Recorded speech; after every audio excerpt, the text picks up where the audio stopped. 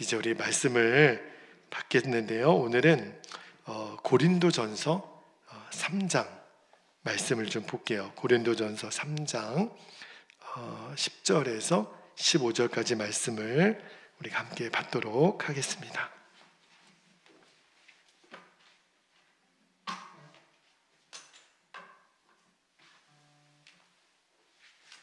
자, 고린도전서 3장 10절에서 15절까지 저와 여러분이 한 절씩 말씀을 교독하여 읽겠습니다. 10절 제가 먼저 읽을게요. 내게 주신 하나님의 은혜를 따라 내가 지혜로운 건축자와 같이 터를 닦아둠에 다른 이가 그 위에 세우나 그러나 각각 어떻게 그 위에 세울까를 조심할지니라.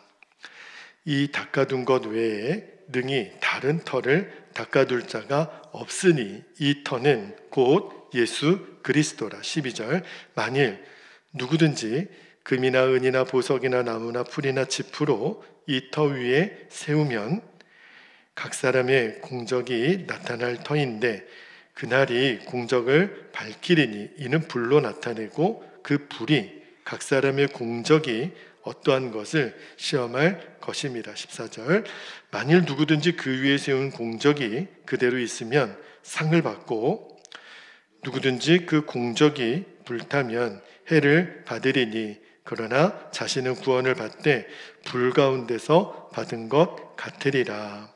아멘. 하나님 말씀입니다. 오늘은 여기 11절 말씀 맨 끝에 보면 이 터는 곧 예수 그리스도라. 오늘 설교 제목으로 삼았고요. 지난주 금요일부터 나의 안에 거하라. 도대체 예수님이 나의 안에 거하라는 말씀이 무슨 의미인지 우리가 이제 연말까지 말씀을 쭉 받을 텐데 정말 우리가 예수님 안에 거하는, 주님 안에 거하는 그것이 절대 막연한 것이 아니라는 것, 우리에게 날마다 생생하게 실제가 되는 삶을 꼭 여러분 누리시기를 축복합니다. 제가 일본에 선교사로 있다가 한국에 복귀하고 3개월 만에 일본에서 큰 지진이 났습니다. 그 2011년 3월 11일 날 엄청나게 큰 지진이 났는데 그때 이제 지진이 더 인명피해가 심했던 것은 바다에서 이제 쓰나미라고 그러죠. 해일이 엄청나게 높이가 상상을 못 하실 거예요. 40m 되는 파도 높이가, 그리고 엄청나게 빠른 속도로 경상남북도 합한 면적의 일본 땅을 덮칩니다. 후쿠시마 지역을 이렇게 덮어서 굉장히 많은 사람들이 죽었죠. 자, 그런데 전 세계가 깜짝 놀랄 만한 사실이 그 지진이 있고 난 다음에 발표가 됐는데, 만약에 그러한 동일한 강도의 지진이 다른 나라에 임했다면 그 인명피해나 그 재산피해가 몇 배는 더 했을 거라는 거예요. 그 전세계 지질학자들, 재난학자들이 깜짝 놀라 발표를 했어요. 그 말은 무슨 말이냐면 일본은요, 옛날부터 지진이 워낙 많았으니까 그러기도 했겠지만 워낙 그 집이든 건물이든 지을 때 그 내진 설계가 그렇게 잘 돼 있다 그래요. 똑같은 지진이 와도 우리나라나 다른 나라가 견디는 강도가 다르다라는 거예요. 그러니까 일본의 그 건물들이 안전하게 버티고 있으니까 그만큼 인명피해가 적었다는 보고를 본 적이 있습니다. 여러분, 우리 인생을 집에 비유하죠. 여러분, 우리가 살면서 내 이름으로 된 집 한 채 없어도 그거는 괜찮아요.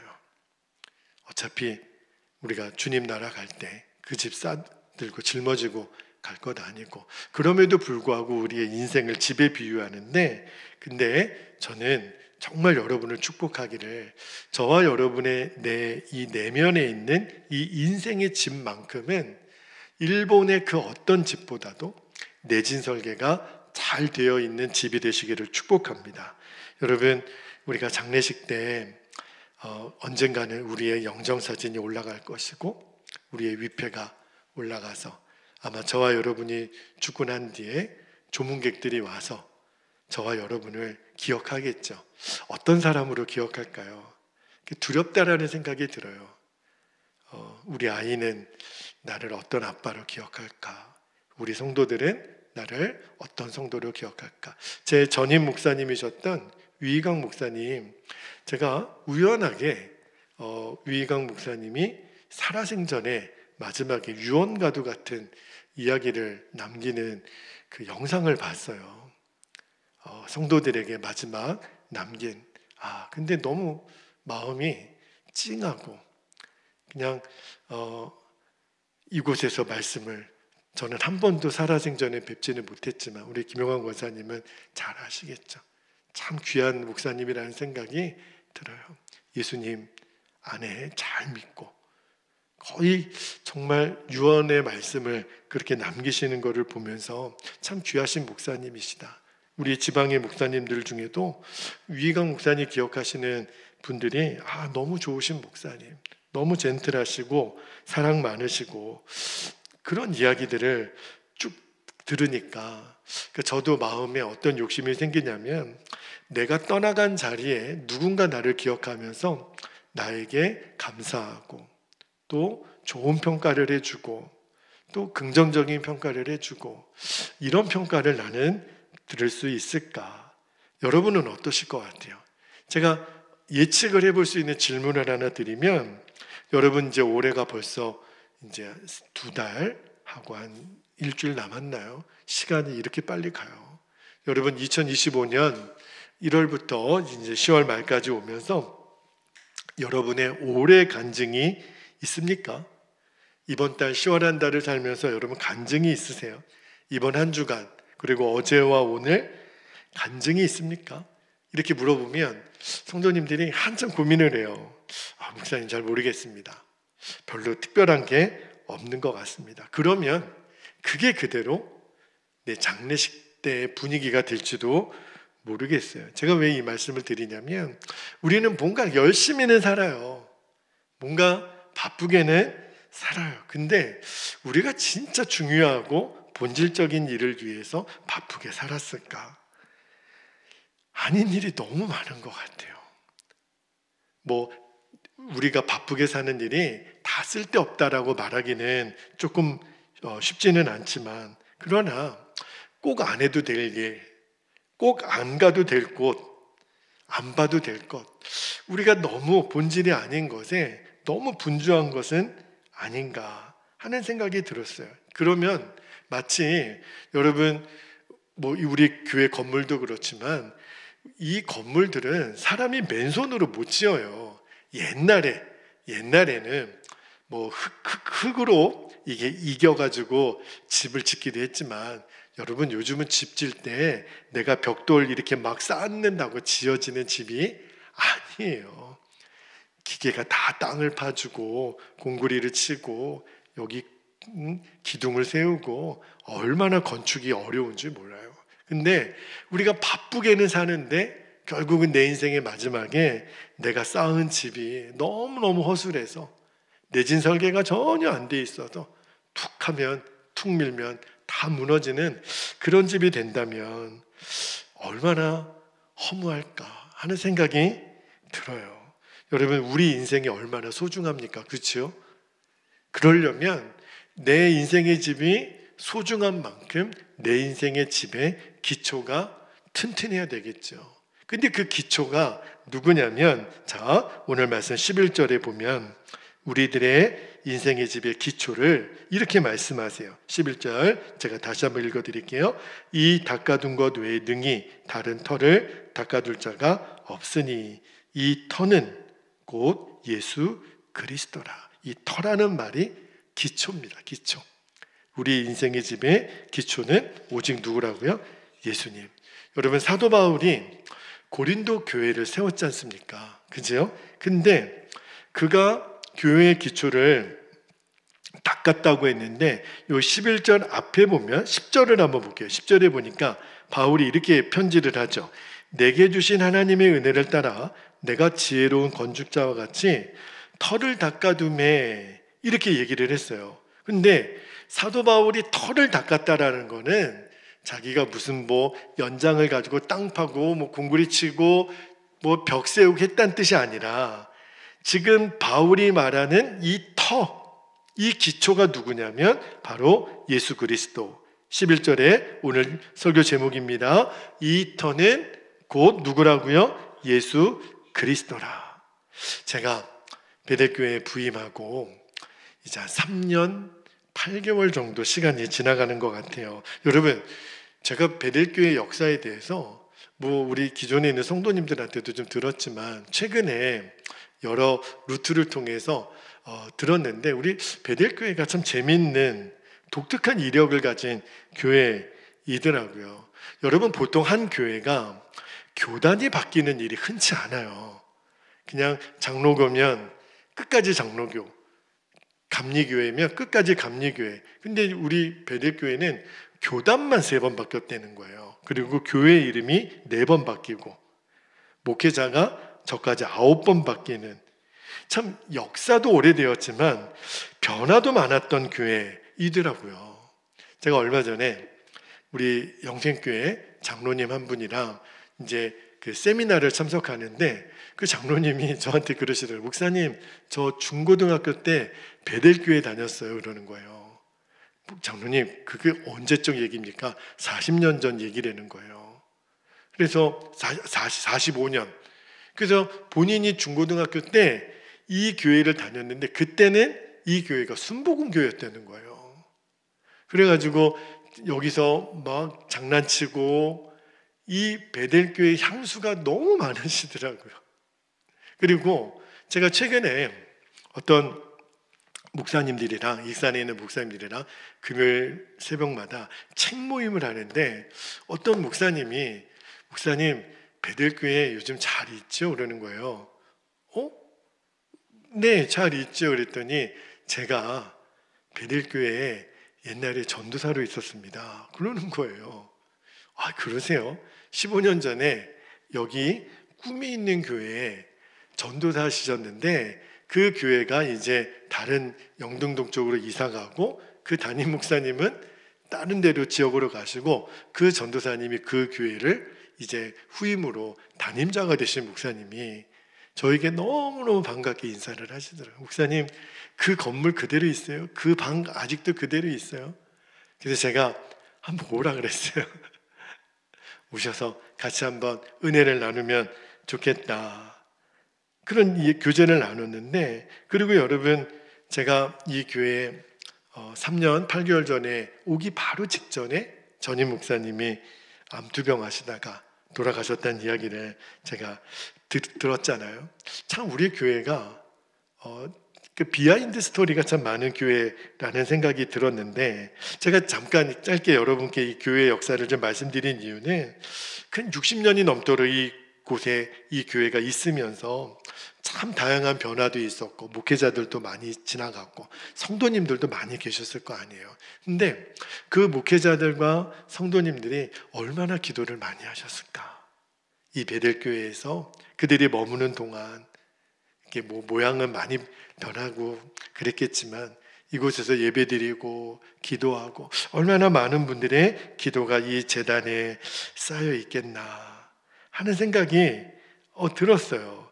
그런데 제가 믿기로는 이전에 있는 목사님들이나 성도님들도 그랬겠고 저 역시도 우리 베델교회를 담임하면서 제가 제일 중요하게 생각하는 목회의 원칙은 이 교회를 예수 그리스도 그분의 터 위에 세워야 한다는 사실입니다. 우리 교회는 사람의 터 위에 세우는 교회가 아니에요.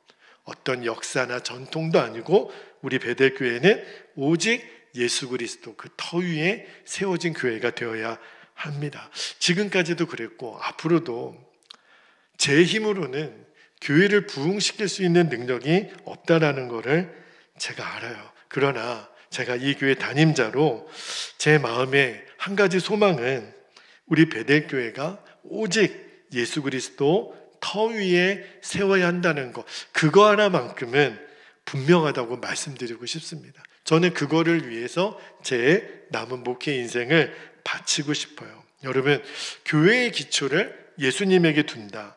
이게 좀 막연하게 들리실 수도 있어요. 그러면 뭐 어떻게 하라는 건가?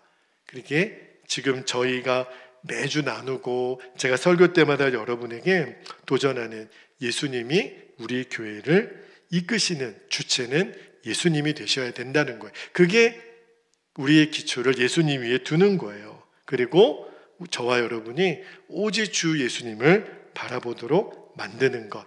이게 제가 죽을 때까지 이 교회 담임자로 있는 동안 여러분에게 꼭 하고 싶은 목회의 방향입니다. 저도 여러분도 예수님을 계속 바라보면 우리의 기초가 예수님 위에 세워지는 교회와 성도들이 되게 하실 줄로 믿습니다. 그래서 아마 여러분이 저의 설교를 듣는 동안 제일 많이 들었던 주제 중에 하나가 나는 죽고 예수로 사는 십자가 복음이잖아요.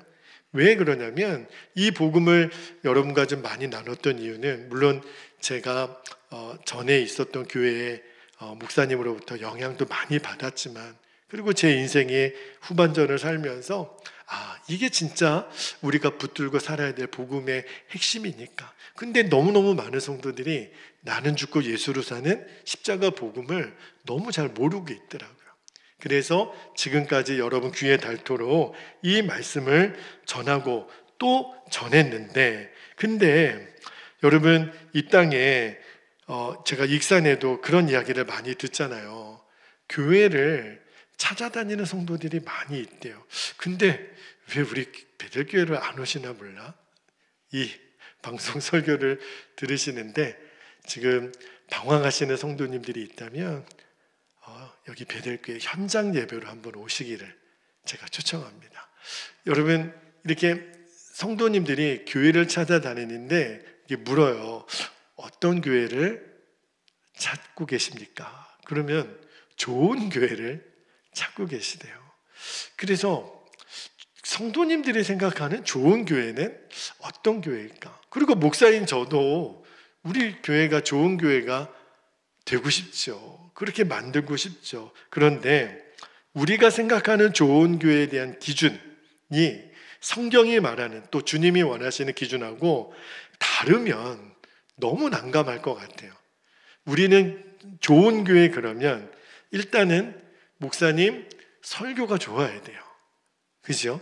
그리고 교회 시설도 안정적이어야 돼요.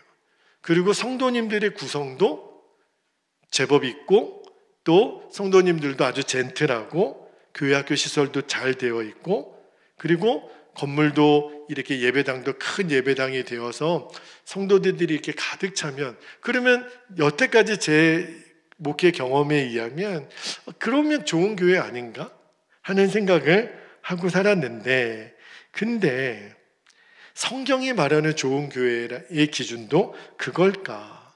근데 성경은요 오늘 본문 말씀 읽어보니까 그런 표현은 안 나와요. 사도 바울이 설교가 좋았고 이런 표현은 베드로가 설교가 잘했고 그런 표현이 안 나와요. 오직 하나 좋은 교회의 기준, 성경이 말하는 좋은 교회의 기준은 그 교회가 예수 그리스도 그분의 터 위에 세워지면 되는 거예요. 이것만 우리들이 명심하면 돼요. 그렇다고 제가 굳이 설교를 못하는 목사, 우리 교회가 수준이 떨어지는 교회 이렇게 하지는 않을 거예요. 최선을 다할 겁니다. 그러나 그것이 좋은 교회 기준이 아니라 우리 베델교회가 좋은 이유는 예수님이 우리 교회의 터가 되시는 거예요. 우리는 그 위에 세워진 교회가 되는 거예요. 자, 여러분 예수님은 교회의 머리시고 우리는 그의 몸이다. 교회는 그분의 몸이다. 우리가 다 알죠. 많이 들었죠. 그런데 제가 나는 죽고 예수를 사는 십자가 복음을 여러분에게 그렇게 많이 전했지만 우리들의 진짜 문제는 그렇게 사라지지 않는다라는 게 또 문제예요. 성경은 이미 내가 예수님과 함께 이미 과거 예수님이 2000년 전에 십자가에서 죽으실 때 나도 그분과 함께 십자가에서 죽음으로 처리된 거예요. 이해는 잘 안 되죠. 우리의 이성으로는 아니 2000년 뒤에 태어날 내 죄를 어떻게 예수님이 내 죄와 함께 죽었냐고 많은 사람들은 이해를 못해요. 근데 성경이 가르쳐주는 진리예요. 그런데 우리는 자꾸 힘들고 어려운 일이 생기면 목사님 내가 아직 안 죽어서요. 내가 죽어야 되는데. 아니요. 이미 성경은 죽었다는 거예요. 그죠? 여러분, 근데 내가 아직도 안 죽었다라고 하는 말은 내가 아직도 예수님이 나의 인생에 우리 교회의 기초가 아니라는 것을 내가 시인하는 것과 똑같아요. 자, 이제 오늘 본문으로 좀 들어가 볼 텐데, 사도 바울이 고린도 교회를 세웠다 그랬잖아요. 그런데 사도 바울 이후로 이제 아볼로와 이제 다른 사람들이 교회를 섬겨요. 그리고 그들이 닦은 십자가 복음 위에 교회를 세워가는데, 그런데 사도 바울이 무슨 이야기를 하냐면, 이거는 이제 나중에 쓴 편지니까 그 어떤 재료를 사용하여 집을 세웠느냐에 따라서 시험을 받는 강도가 달라질 거다, 이렇게 말하는데, 자 12절 13절 말씀을 볼게요. 12절 13절에 보니까 만일 누구든지 금이나 은이나 보석이나 나무나 풀이나 지프로, 다 뭐예요? 건축 재료들이에요. 이런 것들로 이 터 위에 세우면, 13절에 뭐라고 그러냐면 각 사람의 공적이 나타날 터인데, 어떤 재료를 썼냐에 따라서 각각의 공적이 나타날 터인데 그 날이 공적을 밝히리니 이는 불로 나타내고 그 불이 각 사람의 공적이 어떠한 것을 어떻게 한다고요? 시험할 것입니다. 이 시험은요, 불시험이에요. 불이라고 표현되어 있으니까. 그리고 이어지는 14절 15절에 보면 그 시험을 이제 다 통과하게 되겠죠. 그러면 상 받을 만한 좋은 재료와 그다음에 해를 받게 되는 이 나쁜 재료에 대해서 둘로 나눈다는 거예요. 자, 14절 15절을 또 한번 볼게요. 14절에 보니까 만일 누구든지 그 위에 세운 공적이 그대로 있으면 상을 받고, 내진 설계가 잘 되어 있는 거죠. 15절에 누구든지 그 공적이 불타면 해를 받으리니 그러나 자신은 구원을 받되 불 가운데서 받은 것 같으리라. 이 말씀을 읽는데 정신이 번쩍 나는 거예요. 나는 그 불시험을 견뎌서 그대로 남아있는 상을 받는 견고한 집인가, 아니면 불 가운데서 구원을 받을 것 같은 그러한 너무너무 허술한 집인가. 여러분, 예수님 믿으면 우리는 죄산 받았다라는 거 알죠. 그러나 그 믿음만 갖고는 이 두려운 순간이 왔을 때 견디지 못할 수도 있다. 오늘 그 말씀을 하는 거예요. 왜 이 말씀을 드리냐면, 여러분 요한계시록 읽다 보면 초반부에 2장하고 3장에 보면 소아시아 7교회가 나오죠. 근데 그 중에 5교회는 책망을 받아요. 2교회만 빼고 5교회. 그러면 확률로 보면 책망받는 교회가 칭찬받는 교회보다 훨씬 많잖아요. 그 중에 어떤 그 책망을 받을 거라 그랬냐면, 자, 제일 먼저는 에베소 교회의 심판은 이렇게 말을 해요. 요한계시록 2장 4절 5절. 에베소 교회를 어떻게 책망하냐면, 보세요. 그러나 너를 책망할 것이 있나니 너희 처음 사랑을 버렸느니라. 그러므로 어디서 떨어졌는지를 생각하고 회개하여 처음 행위를 가지라. 만일 그리하지 아니하고 회개하지 아니하면 내가 너에게 가서 너의 촛대를 그 자리에서 옮기리라. 여러분, 촛대를 옮긴다라는 거는, 이건 두려움이에요. 이거는 구원받지 못한다라는 것과 거의 같은 표현이에요. 또 하나, 사대교회는 어떤 책망을 하는지 3장 1절에서 3절까지 제가 빠르게 한번 읽어볼게요. 사대교회 1절입니다. 사대교회 사자에게 편지하라. 하나님의 7영과 7뼈를 가지시니가 이르시되 내가 내 행위를 아노니 너가 살았다는 이름은 가졌으나 죽은 자로다. 2절에 너는 일깨어 그 남은 죽게 된 것을 굳건하게 하라. 내 하나님 앞에 너희 행위에 온전한 것을 찾지 못하였노니 그러므로 네가 어떻게 받았으며 어떻게 들었는지 생각하고 지켜 회개하라. 만일 일깨지 아니하면 내가 도둑같이 이르리니 어느 때에 내게 이르는지 내가 알지 못하리라. 그러니까 에베소 교회도 그렇고 사대 교회도 회개하라는 이 말은 회개 안 하면 큰일 나는 거예요. 지금 엄청난 책망을 받죠. 한 교회만 더 볼까요? 대표적으로 책망받았던 교회 중에 라오디게아 교회 3장 14절에서 16절까지 뭐라고 책망하시냐면 볼게요. 14절 라오디게아 교회의 사자에게 편지하라. 아멘이시오 충성되고 참된 증인이시오 하나님의 창조의 근본이신 이가 이르시되 15절에 내가 너의 행위를 아노니 너가 차지도 아니하고 뜨겁지도 아니하도다. 내가 차든지 뜨겁든지 하기를 원하노라. 16절에 내가 이같이 미지근하여 뜨겁지도 아니하고 차지도 아니하니 내 입에서 너를 토하여 버리리라. 촛대를 옮기는 거, 토해 버리는 거, 이거는 완전히 절망이에요. 여러분, 제가 이 말씀들을 들으면서 만약에 하나님의 익산에 교회가 600개가 있다 그래요. 제가 오늘도 아침에 새벽에 여러 목사님들이랑 책을 읽고 같이 나누고 이야기를 나누면서 우리 목사님들이 뭐 교회 형편은 다 다르지만 한 가지 마음의 소원은 우리를 익산 땅의 목회자로 부르셨으니 이 600개 교회의 여러 형편은 다르지만 전국에서 한때는 제일 복음화율이 높았던 지역이 이 익산이라고 하는데 지금은 영적 지형이 너무 달라졌거든요. 지금은 전국에서 제일 복음화율이 높다라고 익산을 말을 못해요. 지금 너무 방황하는 영혼들이 많고요. 또 하나 그에 비하여 이단과 그런 무당들, 점치는 사람들, 여러분 이 남중동에 상가들이 어렵는데도 점집이 몇 개가 더 생겼어요. 뭐 타로 이런 집들 지금 어마어마한 영적 이 대적들로부터 위협을 받는 이 시대에 우리는 어떻게 해야 되는가? 그거를 목사님들과 고민하기 시작했어요.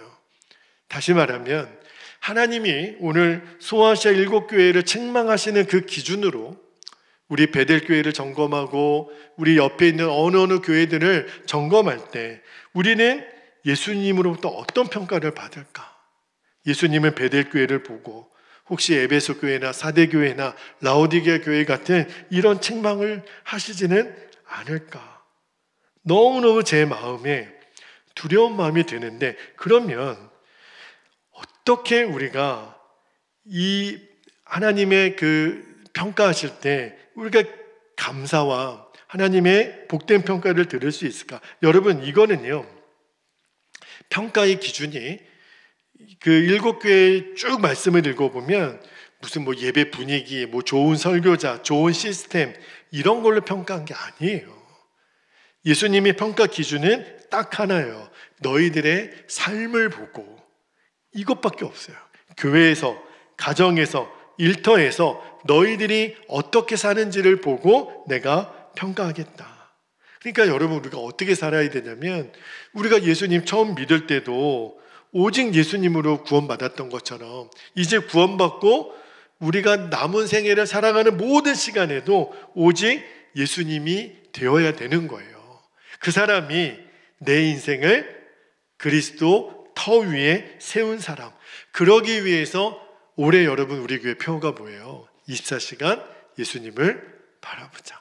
그래서 그렇게 말씀을 드리는 거예요. 여러분 예수님이 산상수훈에서 마태복음 7장 24절에서 27절까지 보면 두 집에 대한 비유를 말씀을 하시는데 제가 이것도 좀 빠르게 읽어드릴게요. 자, 마태복음 7장 24절에 보면 그러므로 누구든지 나의 이 말을 듣고 뭐하는 자는요?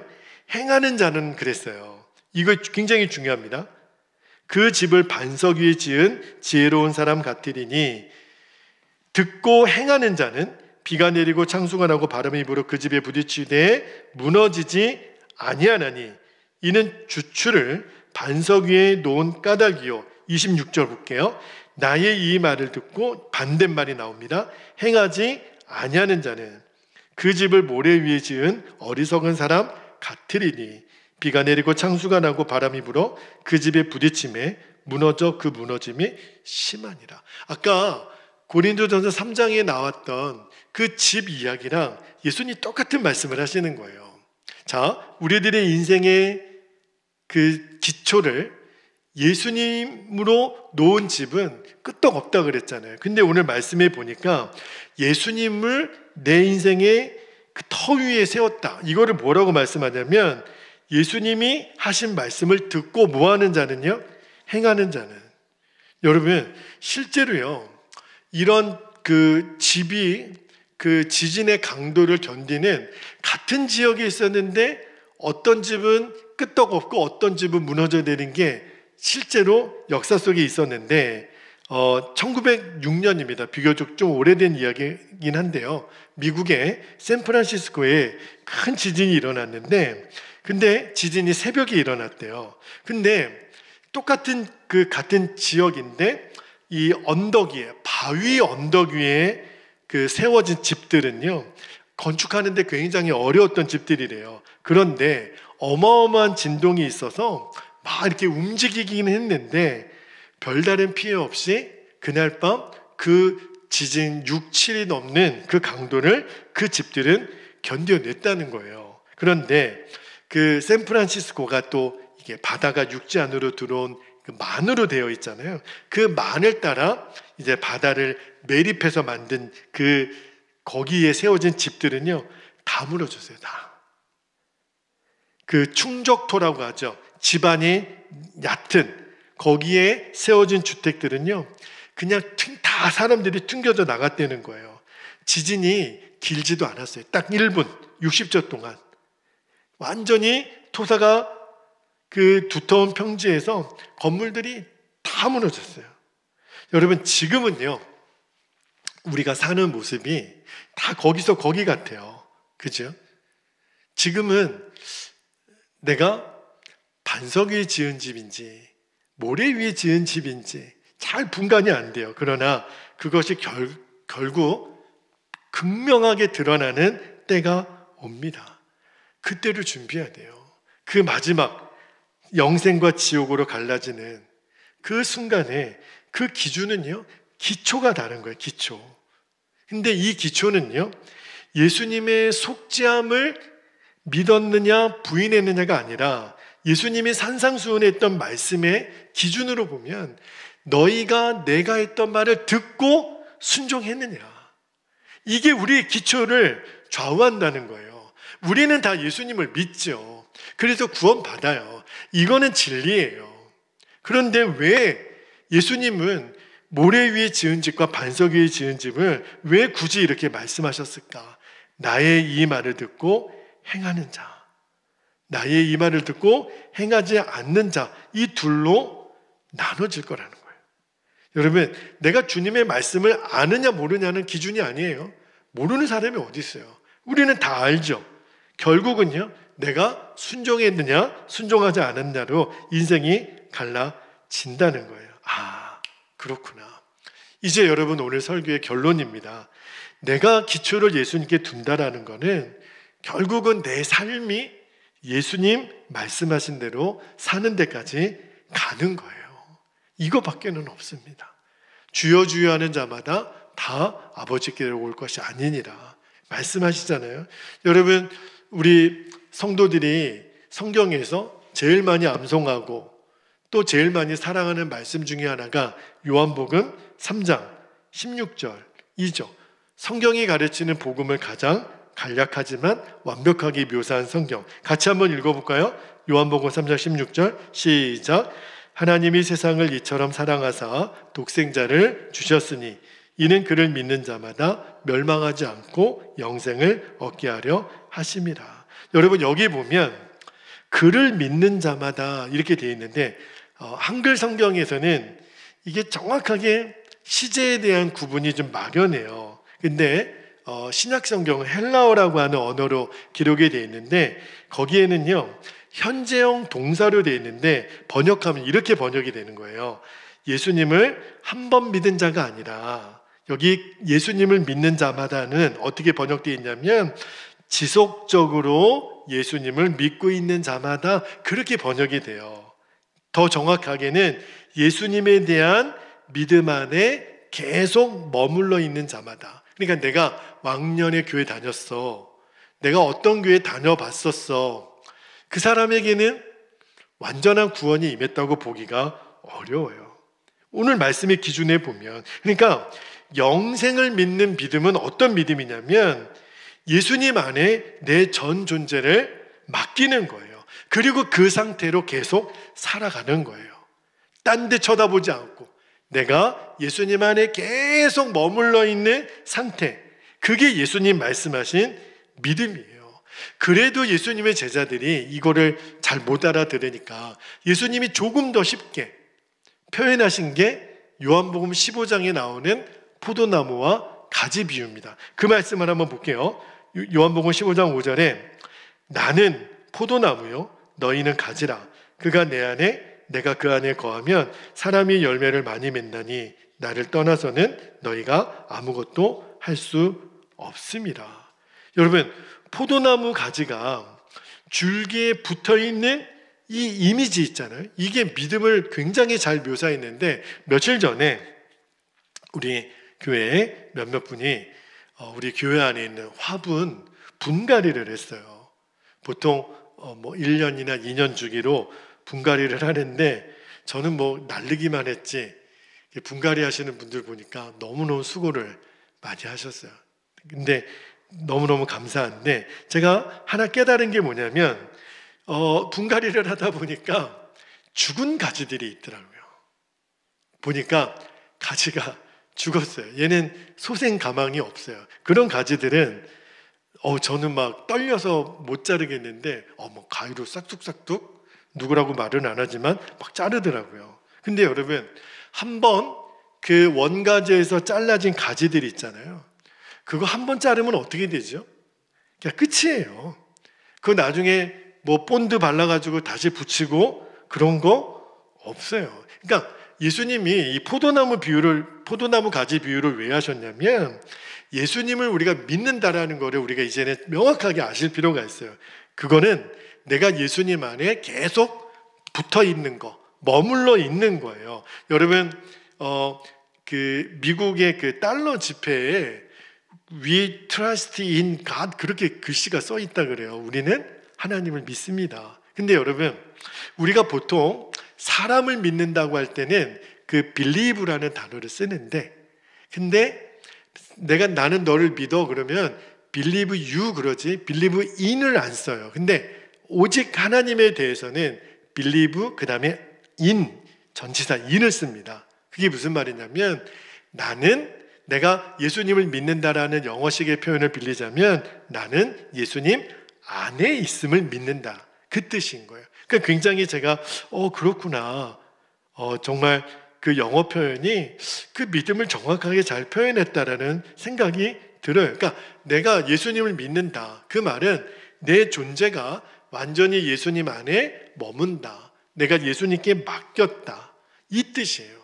그래서 사도 바울이, 제가 이제 이 말씀 읽고 기도하기를 원하는데, 정확하게 어떻게 표현했냐면 갈라디아서 2장 20절에 우리가 너무 많이 듣고 암송했던 말씀, 이것도 이 말씀도 같이 한번 읽어볼게요. 시작.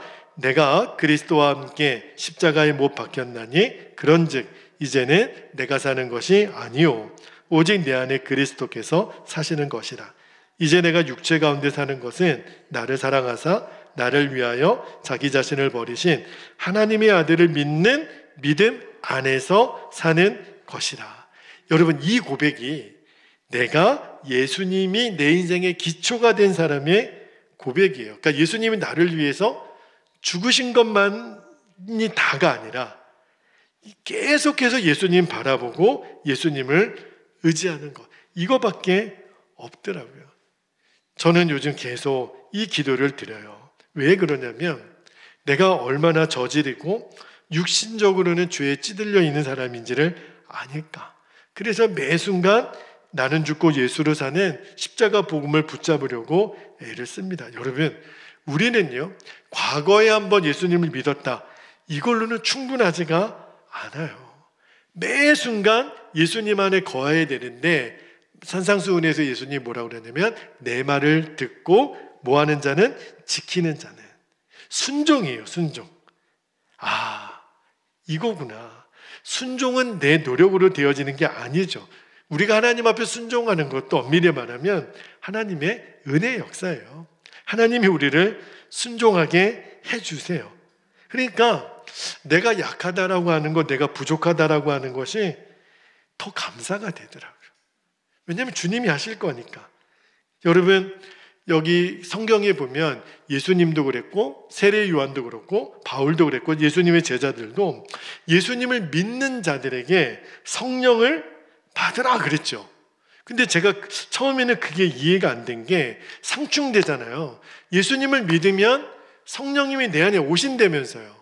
여러분 안에 성령님이 계신 거 믿으시죠? 그런데 여러분에게 성령을 받으라. 그러면 우리는 아멘 그래요. 아니 생각해 보면 내 안에 성령님이 계신데 뭘 또 성령을 받아요?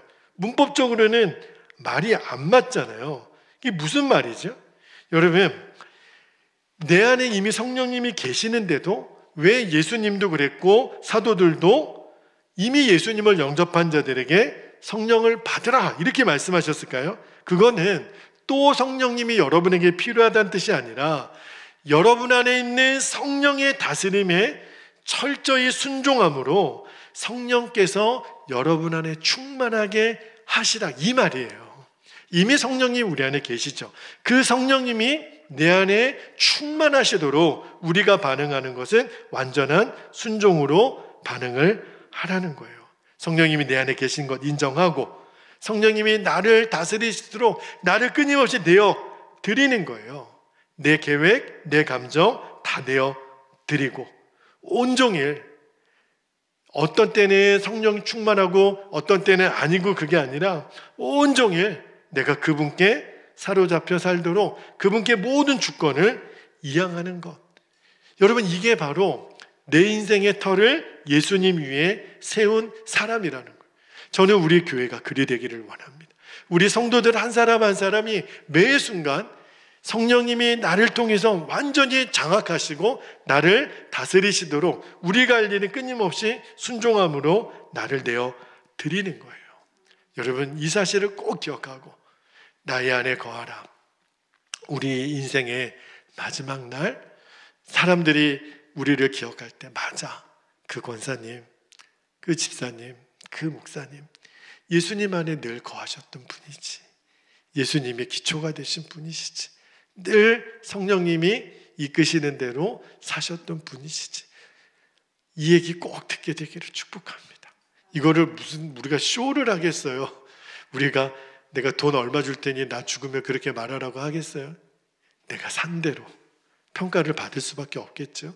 그래서 오늘 우리가 이렇게 기도하기를 원합니다. 오늘은 기도 제목을 3가지를 여러분께 좀 읽어드리고 우리가 함께 기도하기를 원하는데 첫 번째는요, 오직 주 예수님만 내 삶의 기초가 되게 해주시도록 기도했으면 좋겠어요. 내 삶의 모든 기초는 예수님, 그 터 위에 세워야 우리가 불시험을 이기는 거예요. 두 번째는 예수님 바라보는 눈을 열어주셔서 이제는 어떤 유혹에도 넘어지지 않는 것, 그죠? 내 마음을 지키는 것, 예수님 포도나무 되신 예수님께 꼭 붙어 있는 것, 그리고 마지막 3번째가 순종입니다.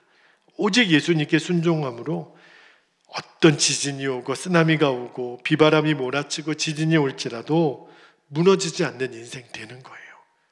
이 사람이 결국은 불시험을 견뎌낸, 그죠? 그 반석 같은 믿음이 된다는 것을 우리가 꼭 기억하고 오늘 허락하신 말씀과 우리의 기도의 제목들을 붙잡고 이 시간 주님의 이름을 간절히 부르시고 통성으로 기도하겠습니다. 주여